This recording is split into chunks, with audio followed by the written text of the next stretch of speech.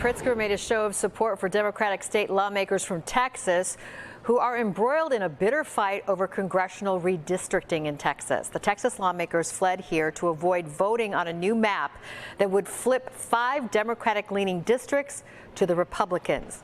Texas Republican leaders say if the lawmakers don't return, their seats will be considered vacant. Joining the Texas Democrats in Aurora this morning, Governor Pritzker called their actions a fight for democracy. I made it clear to them that we'd do everything that we could, logistically and otherwise, to try to support them. I have not written a check or supported them financially, though I am not reticent to do that. But I have not done that. But lots and lots of people around the country have. Texas Governor Greg Abbott today criticized the Democrats for blocking other legislative action.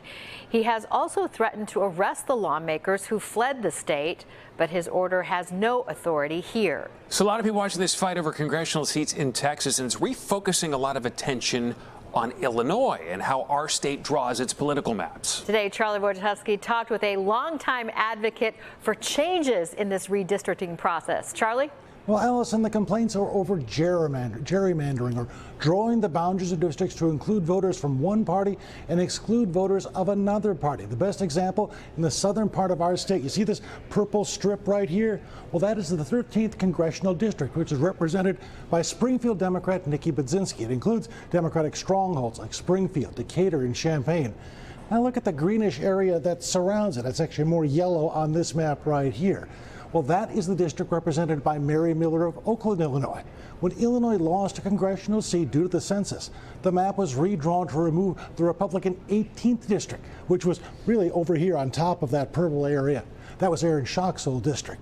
Now they've preserved a Democratic seat. It's the kind of gerrymandering that people like Jim Durkin want to change. In Illinois, it's really a power play. To the victor go the spoils.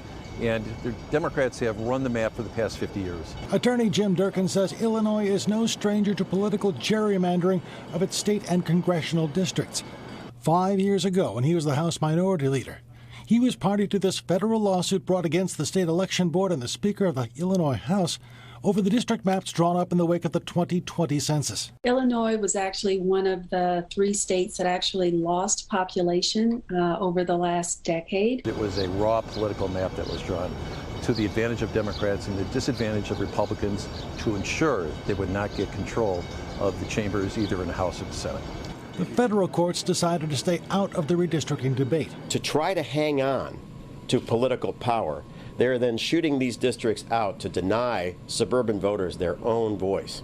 A debate that for the better part of the last 2 decades has raged in Springfield, where Durkin says the maps are drawn up in a basement room at the Capitol complex. There's a map room in Springfield that has a secret code to get into. There's guards. You can't get in there for the people who are drawing these maps. That's how it's done. There are new calls to take the process out of the hands of the legislature and turn it over to an independent commission. But at the same time, interest groups are arguing for greater representation and a greater voice in the map-making process. Durkin looks at what's going on in Texas and says it may be legal, but it may finally draw public attention and interest to the often overlooked redistricting process. What's going on in Washington right now, and I think that opening up Texas to this question is going to place a lot of concern in people's minds that it's that easy.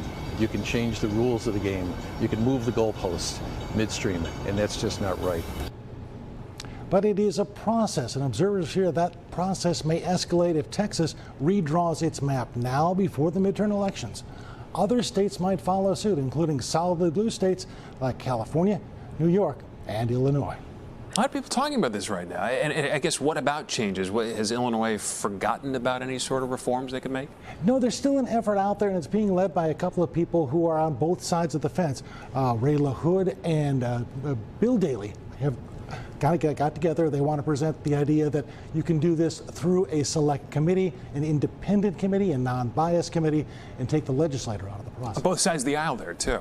It's a fair way to do it. It's been proposed by a number of people in the past, but it's got a lot of power for the Democrats right now in power in Illinois to give up. This all goes back to census and timing when it comes to this, what the districts are and how many each state gets. Well, that's why it's so weird for Texas to do this now at 2025. They normally wait till after the next census in 2030. Yes. And do they get a second bite at the apple after having done it back then? Good Good questions. More to come, I am sure. Of course.